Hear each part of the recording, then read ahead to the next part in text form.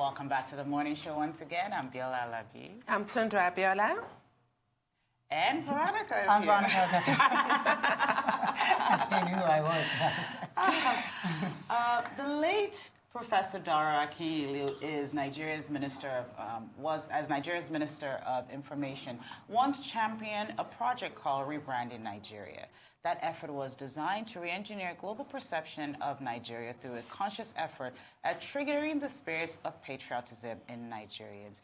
The citizens were expected to have a deeper appreciation of the privilege conferred by the nation and reciprocate same through actions that would aggregate into more open doors for them in every part of the world. But to what extent that program could be called a success remains to be seen. Years after her death, and what about the individuals? So many questions, and to help us answer this morning is Ifeoma Williams, a Marshall Goldsmith certified executive coach, foremost image consultant, brand specialist, lawyer, former beauty queen, and a former Miss Lux. The list goes on and on. Welcome to the show this morning, Ifeoma. It's such a pleasure to have you. Good morning. Welcome. Welcome, Ifeoma. Thank you, ladies. So to start out with, over the years, we've seen your work. You've been an image consultant, you've been a brand specialist, you've been a brand expert. We were speaking earlier when we were talking about the news, sort of the week that was, that President Buhari had a critical moment on May 29th, which was the swearing-in ceremony, to make a statement to the nation. And as part of how we fit into a global conversation, what would you say from a branding communication perspective? Was that opportunity missed, even though there is sort of another day planned for a bigger ceremony, and we all knew that this was going to be low-key? What, from your expertise as a brand expert, as a communication expert, as also as a citizen, yes, how do you feel about May 29th, the swearing-in ceremony, and President Buhari's sort of not giving a speech? Well, that was very disappointing, especially with the state of the nation, especially with what Nigerians expect. And just the general state, the mindset, and the fact that this new slogan, if you were to call it that, is the next level. And this is the second tenure. So one would expect that he would have come with promise or hope, for people who have just lost hope in Nigeria. So that was quite disappointing. And I do hope that with June the 12th coming up, he would sort of correct that. It's important. Ifeoma, I want to know, we talked about a lot of what you do before you came on. In a nutshell, most people might not understand the importance of what it is that you actually do. And I know looking into it, most people might think that it's just more about the outward appearance. Yes. There is a psychology behind it as well. There is a mind shaping, and there is a general sense of communication in a total package of appearance for branding. Can you kind of give us an insight and share some ideas as to how this all packages together from the outward to the inward or inward outward? Okay. I think it's important that we define the word branding. It's been abused in this space. So when you hear brand, the first time I said to someone I was a brand expert, they said to me, oh, so photography, you take pictures, So when they hear brand, they just liken it to an image, yes, or how an image is projected, which is not wrong. But a brand is a promise to deliver on something. Yes. So take, for instance, not throwing any shade, Paris Hilton, her brand is shamelessness. That is the promise. So when I say Veronica Odeka, what does she stand for? What comes to your mind instinctively and immediately? Yes. So a brand is a promise to deliver on something. And we all know that the unspoken word is more important. Action speaks louder than words. It does. So it doesn't stop at how you look, how you speak, how you carry yourself. What memory do you leave behind when you leave? What do people think? And then what do they expect from their first encounter with you? So the next time they're meeting you, they're thinking, the first time I met her, she was like this, and so this is what I should expect. So a lot of people, when I say, and then to some other people, is she's a brand expert, she helps you look your best. Branding is about, when we speak about the individual, it's about the way you look, the way you sound, and the way you behave. So it's a total package. So there's not one without the other. There's not one without the other. It's the entirety that communicates your brand or your brand message. And so the same applies for product brands. Your desks and chairs don't make up your organization, your people do. So even though you have Arise networks, and there's the huge Arise, and when you see it, it wakes something up in you, it's these three ladies I'm sitting with who would actually communicate the Arise brand. Because those letters cannot communicate what Arise is. So the logo is fine, but the people behind the brand need to live the brand values. They need to look like the brand. They need to sound like the brand, and they need to act like the brand. Because what happens over a period of time is those people's actions that people begin to use to understand the brand language or message. So that's really... How important do you think it is for people to understand this and actually implement it? So it's one thing to understand that this is what needs to be done, and another one to accept it and begin to implement it, especially in Nigeria, like our politicians, our governors. How important is it, and do you feel that we are at that point, at that crossroads where it is now being accepted and actually implemented? So when I first started out, it was just completely lost on a lot of people. Okay. It was more like a Western concept, and in Nigeria, people just felt, I'm just going to get dressed, go where I'm going, say what it is I have to say, and you accept me as I am. But now, because the world has become global, it's no longer global and local. Yeah. It's fused. Yes, it's global. And, I mean, the internet has really... The world is small. Yes. People now understand that there are accepted standards, whether you're a politician, a banker, a mom, accepted standards for looking, sounding, behaving. Now, the arguments, people have argued to say, if you box me into a stereotype of what the world expects, then I lose my individuality. That's not correct. The whole thing about branding is for you to make a conscious effort to be the best of yourself and project it consistently. So, if I say one of my values as a brand is integrity, I'll have you know that to the average Nigerian, integrity simply means the absence of fraud. If I haven't stolen money, if I've not been arrested by the EFCC, then I have integrity. So when I'm taking brand classes, I ask, are you punctual? Do you meet your deadlines at work? If you don't, you are lacking in integrity. So it's about reorientation. We need to be deliberate in educating Nigerians on the importance of consistently projecting the brand that you truly want to communicate. So if you say these are my values, but your actions speak otherwise, and there's no congruence or harmony, after a while it even starts to affect you. Because you can fool all of the people some of the time, some of the people all of the time, but not all of the people all of the time. At some point, your actions will clearly communicate what your values are.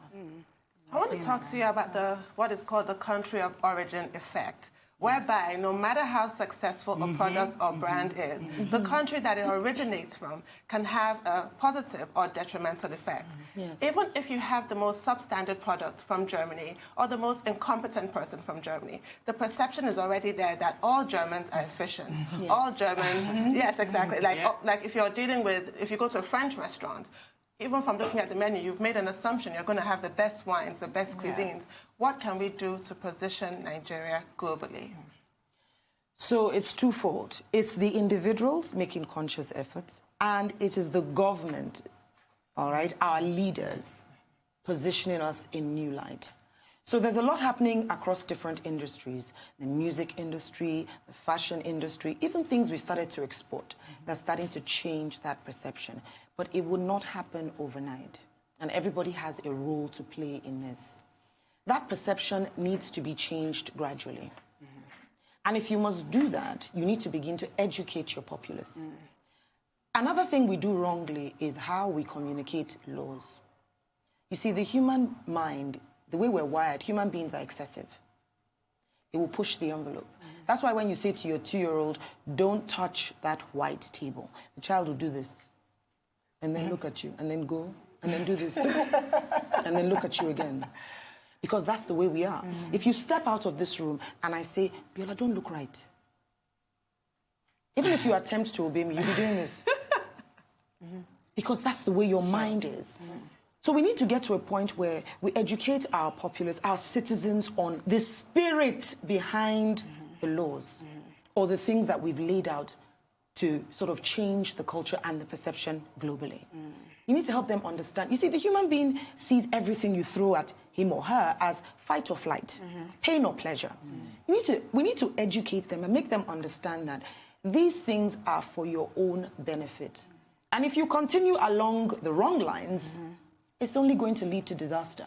So you might ask the Danfo driver on the streets, how do I educate how do we that kind of how person? do we educate? How do you educate those people, even down to people that you work with, your team, your co-workers? There's so many avenues and so many levels. As a culture in general, and not only in Nigeria, a lot of African countries, even in India, our perception and our work ethics is a bit more relaxed in the way that we conduct business, in the way that we communicate with each other. So how do you begin to change? What are some of the few steps that can be taken to improve the branding? So one day at a time. When you say to a child, don't touch the candle, it's lit. If you touch it, you'll get burnt. If you play with fire, you get burnt. The child probably won't listen, touch it, get burnt, and get a deeper understanding. When you present to people, listen, in the long run, if you do this, this is how it's going to affect you personally. You have to help people understand. If I came into this studio and I started speaking Greek, this interview won't flow. You need to speak to people in the language that they understand. And to train or educate adults is a bit more difficult. So it needs to be constant and consistent. But show them the pain element. This is where you are heading. There are people who you say, if you say, we need to change this nation for our children, some of us are selfish, we don't care. When our children are old enough, they'll take care of themselves. But what about you? So I'll give you an example. Once I was teaching, and I was trying to make people understand the value of living your values over a period of time. And I asked a question, I said, did you know that the word disease is 2 words? Dis-ease, your body is not at ease. And that most physical ailments stem from the thought and the mind rot. And that if you do not change your mind and your actions, over time, it'll affect you physically. And you will live a shorter life. You will die. So, I mean, the reaction I got was like, die. What did she say? But people started, within that classroom environment, to understand that it affects us personally. So when you sort of present, particularly to a nation like Nigeria, when you do an ad campaign, and you say, die, for instance. I'm not saying we should do that, but sometimes we need these very... Exactly. So people can relate and see that, look, it's not about the nation. It's about me. And it's one person at a time. So I hear people all the time, even before this next level, change, change, change. Where does the change start? You drink pure water and toss the bag out the window. And then we're talking about this, what do you call it? What's happening in the world today where there's a pollution of plastic and all of those things. The average Nigerian does not understand that. He's going to drink Ragolis or pure water and throw it out there. He doesn't understand that it's affecting the environment that he lives in. So it's a huge, huge ordeal, but it can be done. We need to use all of our media outlets. We as parents, sisters, we need to talk to our children. We need to make them understand. You see, when you introduce that pain element, we're all inherently selfish to varying degrees. So when you make people understand that this is what's in store for you, trust me, they will start to think and they'll start to change. But it's not going to happen overnight. So it's at varying degrees and levels. The people who work in the office with you are not the people on the streets hawking. The language of communication for them will be different from people in your office. But it's the same, is it pleasure or pain in the long run? Same message in the long run. I want to go back to the introduction where we talked about late Madame Dora Akinyele and the campaign she ran. She led because really it was a collective effort. I want to get a sense from you, how successful do you think that campaign was? What are the building blocks that were laid, and what should we be looking to do as we sort of start to change some of these origin country type of reflections that come even with our success abroad? How effective do you think that campaign was? It was not effective because it spoke to a few people. I don't know how many of you remember the ad, Andrew, I'm checking out.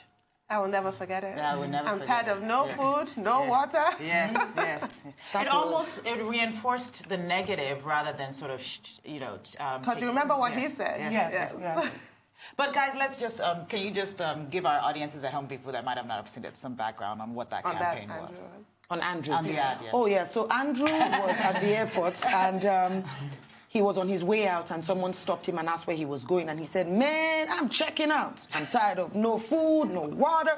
He was already speaking the accent before getting on because preparing for his journey. Branding. To communicate effectively for where he was going. But guess what? That was our reality. But like you said, it highlighted the negative. But what did it do? It spoke to everybody across board. It spoke to the Danfo driver. It spoke to... But you see what it did in the mind? Do you know that after that advert, a lot of people started migrating legally and illegally? And it hasn't stopped. And it hasn't stopped. So... How about... I'm sorry, I still can't. I keep on remembering that ad and I'm checking out with the Fodero. So now we have to now think of it on the flip side. A lot of Nigerians do not even know what we have in Nigeria. I was speaking to someone, I don't know how true it is, but apparently we have where we produce some of the best emerald in the world, but it's not being farmed properly. There's something wrong with the mining. So just the other day, I was working with the NEPC, training a group of their staff. And it was interesting to know what it is they are about. So they want to make the world a marketplace for non-oil exports. And I tell you, if only you know what we have in Nigeria, everybody's looking to get into oil and gas. Nowadays, it's fashion. Or people send you clips on Instagram. Even if all they can do is yo, with their trouser halfway and sunglasses and dreads. The new Davido. Our people are not thinking. And that thought process has been truncated because they have to worry about water, about light, about... How about a gratitude mentality? It's easy for me to say, but we need to start from the grassroots. And so back to your question, sadly, it was a good initiative, but it wasn't successful because it did not communicate across board. When you want to pass on a message to a nation like Nigeria, you have to think of the touch points of every single person. Yes. My touch point is my mobile phone, Instagram, TV oftentimes to watch news and interesting, but hardly will I buy a newspaper. Print is done for me. Billboards are in my face, so I must see them, particularly in Lagos traffic. Yes. So what touch point? How many people have mobile phones, first of all? So it means you're talking to this. So you need to take the entire 360 wheel of communication. The media is so key. And it must be in your face, in your face, in your face, to the point where Nigerians begin to think and live that way.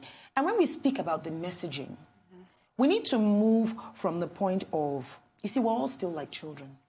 And if you look at Maslow's hierarchy of need, every man we want appreciation, we want to be appreciated, we want to be applauded. So even if we're not there yet, let's trust the process and applaud effort. So if you say to the average man on the street, I'm proud of you, this is who you are, and things like that, they actually begin to want to live. It's like your kids, when you say good boy, what happens? When you say naughty boy, what happens? So one of the things that and I would love to get your opinion about this, one of the things that the campaign did do, even though there was sort of this checking out thing, they almost felt like they were able to reach Nigerians in the diaspora, especially first-generation Nigerians who were sort of feeling lost. And so now there's this whole thing where young Nigerians are sort of always saying, Naijano, they carry last. Yes. And these were people that weren't really, they were really confused and didn't know how to associate with Nigeria, how to connect with Nigeria. Do you think that's coming from just the music? I mean, where is this coming from? Because honestly, every time I meet young Nigerians living outside of the country, they are more and more Nigerian.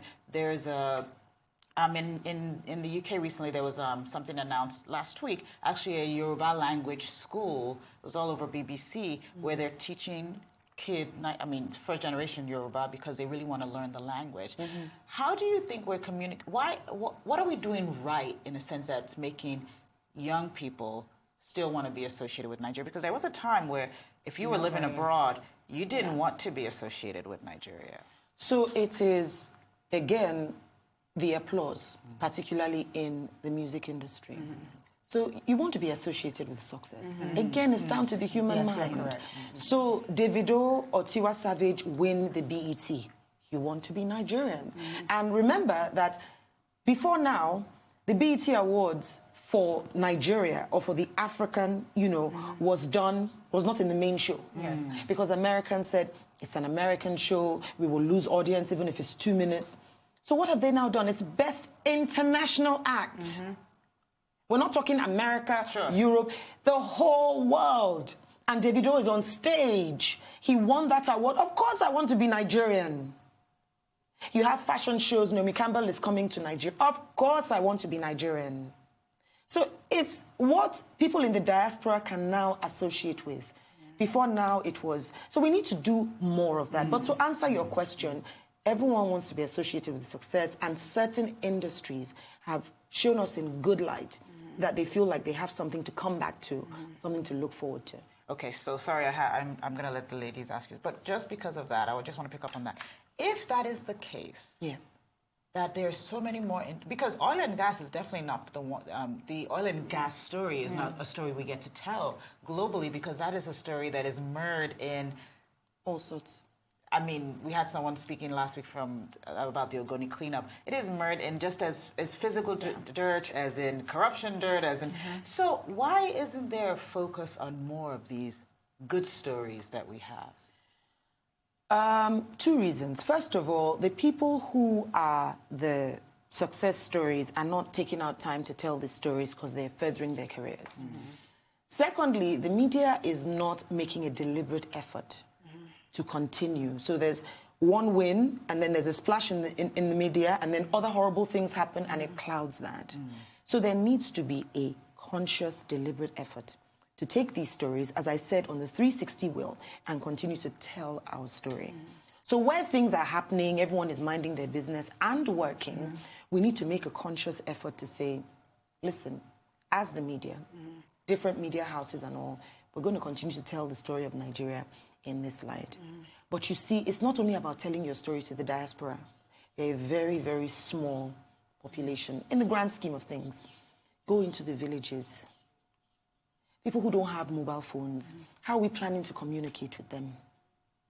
People still have values, believe me. But it's hardship that makes them just put it aside. But trust me, they're dealing with guilt inside. But if you give them hope, real hope, it can happen, and it's about you. And for those who worry about the next generation, your children, what nation are we leaving? Someone said to me a few months back, I think it was before the elections, with all the issues and all of that, there might be no Nigeria tomorrow for our children. Other people at the table that day were like, hey, if there's no Nigeria, everybody will go their way now. But for me, that's horrific. I'm telling you, there are people who just feel, if it doesn't work, it doesn't work. They can even distribute or send some of us to Togo. Let's all, Ifeoma, as you were saying, we were having this really interesting conversation about Nigeria and how Biola just made the point that reports of excellence are drowned out by all the negativity. Yes. Let's talk about our digital footprint as individuals and the Nigerian population as a whole. What can we do in that space? So again, it boils down to the individual, right? And because everybody's a journalist now, your mobile phone, you can broadcast live, coming to you live from Ifeoma Williams' mobile phone. And once it is something funny or crazy or whatever, it goes viral. So we need to begin to have these conversations amongst ourselves. But what I know is that the more powerful media, so for instance, take an Arise. I would imagine that your digital footprint would be, would outshine mine by miles. Yeah. So what tends to happen is when the bigger guns are putting out positive stuff, you people should set the tone for the conversation and drown the voices Okay, but influencers, you need to engage them. We need to come together as a community and say, in this digital space, this is the story we want to put out there. And your opinion matters because of who you are. And the younger people are looking up to you. Listen, if you brought a Pastor Paul, for instance, to speak to a certain age demographic, and you brought Davido, who do you think they're going to answer? Davido, here we come. So in that space, this is what we need to do deliberately. And I keep making the point, deliberately. We are trying, and I must applaud our musicians and people who are putting out positive stories and all of these things. But we need to make a deliberate effort. We need to come together more. Listen, digital media rules the world. It can make or break. Do you remember what happened in Turkey? It brought down a government. And we can do it here. So it's about the messaging that we're putting out there and how we come together as a force. So as opposed to fighting the government, PMB did this, he didn't do this, all of that. It's about, I am Nigerian. I believe in Nigeria. I believe in a new Nigeria. This is what Nigeria can do for me. It will not be easy because people who do not exactly have it easy or who are really struggling, you know, would just, there would be that backlash. But it's just to continue to change the mindset. So with this being said, and changing the mindset and moving forward, what pass mark would you give our leaders or our government, any, if there is? And if not so, how can we then integrate and include our leaders in this message of branding as a whole to make sure that Nigeria is recognized continually on the global map? But even more so here in our own country, that there seems to be a big disconnect in the way that individuals communicate their branding, like you said, music, or be it arts, be it comedy. That seems to be really positive. But with leadership and our governors and communicating a total brand to its citizens, there seems to be some sort of disconnect. Or do you feel that there is a pass mark, or is there a possibility for change? There's a possibility for change. As per pass mark, we can't even begin to discuss that because nobody wants to hear them now. So during the campaign, Professor Yemi Osinbajo, I think he did a really good job in the sense that I could relate to him. I felt like I had a personal connection with him. And you think that is important? It's very important. Yes. He's very important. It now became door-to-door campaign. He left the whole from a podium with the agbada raised high. No, it became door-to-door. So people's minds were changing. First about him. I mean, he already had a good reputation, and then going into politics, there was a bit of, I'm not really sure. And then during the campaigns, he came out again, and you know what I mean? But unfortunately, he belongs to a certain political party. Both political parties have, I don't want to use the word stigma, but have baggage. That's the best word to use. But he removed himself from the whole space and said, listen, I want to talk to you as individuals. So that is branding done well. It's done well, but you see, no one man is an island. And as I said, he belongs to a political party or to the, it'll come to me, government in power. So what they need to do is, again, at the risk of repeating myself, it's a deliberate effort. What's the Ministry of Information doing? And it doesn't just stop at the Ministry of Information. When you come out as a politician, have you ever been to any of their rallies? Yes. Okay, that's not what we're talking about. Well, it is, because we are talking about branding. So the thing is, these guys, sometimes I stop and I think, where will we begin? But one step at a time. One step at a time. So they need to come together and say Ministry of Information. And it's not this grandiose campaign where we will see a colorful map of Nigeria with the sun shining from somewhere. No. That's not what, the logo is not important anymore. What is the message that you are communicating that I can key into and believe? Remember, Nigeria go survive, Africa go Cocoa Day for West. You even wanted to dance to the song. And then you would see the ad on TV, you would smile, you know? And then what happened to things like Christy Essie and Ibokwe or Momi? There can be indirect messaging. These are things I remember from my childhood. You know, the positivity that was in the air. Exactly. Listen, no matter how sad you are, if I play Zanku now, even if you don't want to, you smile a little bit. Appeal to the senses. Wake people up. Give them hope. You know, subtle, maybe indirect, but conscious and deliberate, and do not stop on every possible outlet there is.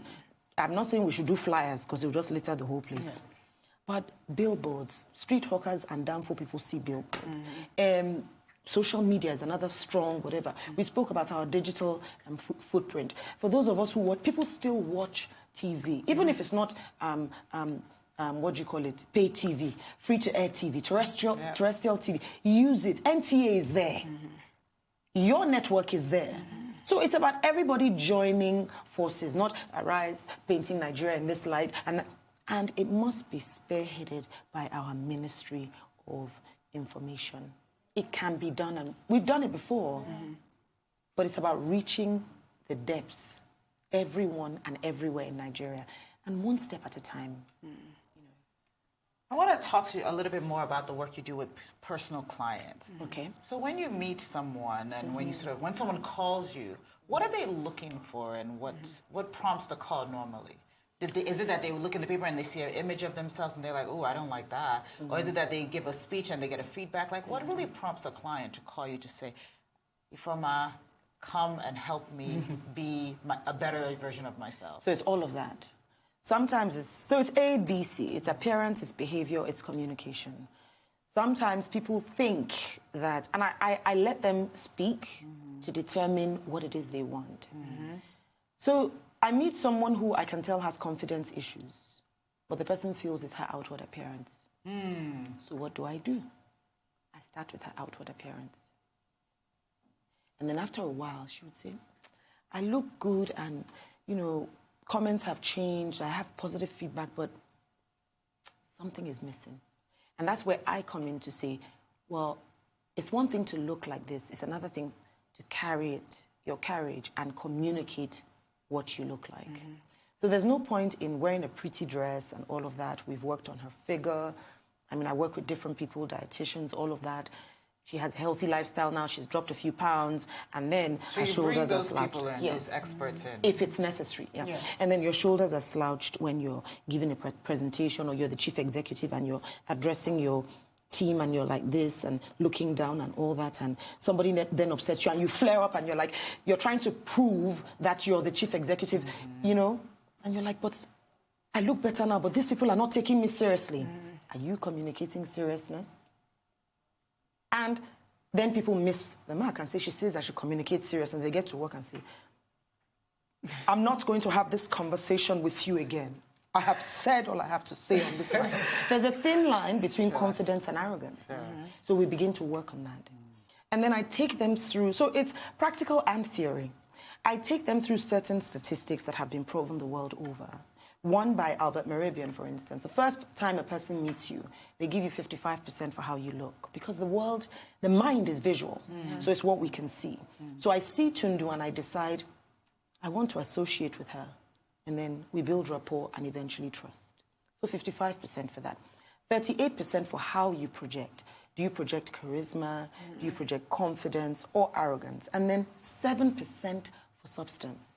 So initially, it's image over substance. Now, if you take body language, which is 55 and 38, you have 93. So it's called the 93-7 ratio. So in this very competitive world, it's important that, as they say in Nigeria, the packaging is key. That draws people in. And then the substance now flows. But there must be harmony of all the three, or with all the three. So the way you look, the way you behave, and the way you sound. But it's different for different fields and different people. And the key with image consulting or brand building, personal brand building, is you're not trying to change the individual.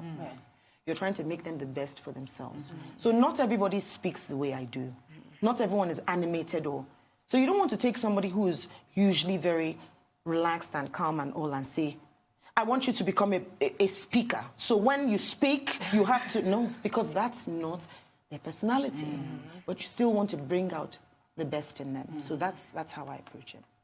Now, unfortunately, the mental health crisis that we've observed in Nigeria is what it took to show people the importance of professional help. Family and friends sometimes just don't cut it.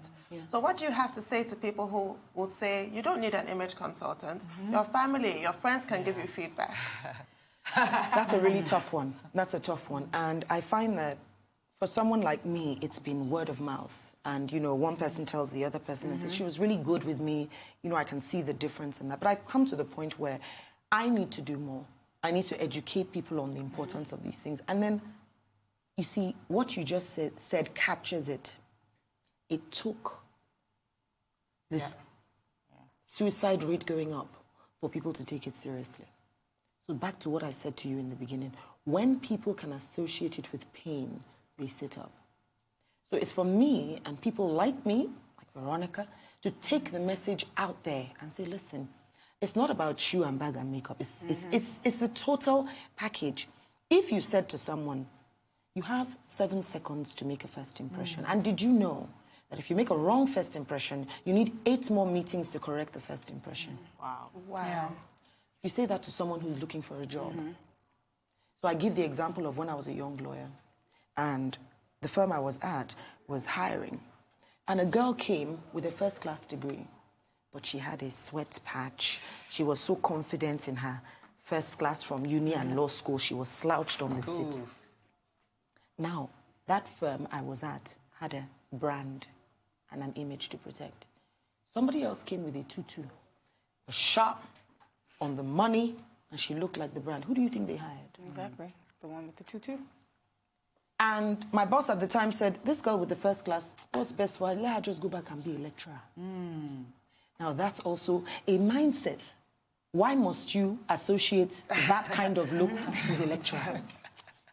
So you see how stereotypes are born. And then also it's perpetrated because should she be the, should this person also be the role models that students are coming in contact with for the first time? Exactly. But I wanted to ask the two of you, have you guys worked together before? Because I know some of your work and some of your work. We've worked together at different capacities before, and we will continue to work together. Yes, 100%. One of the points that I wanted to make that Ifeoma raised, which was really important, and you guys have mentioned it before, is that when it comes to image consulting, a lot of times people do think that it's about you trying to change their look.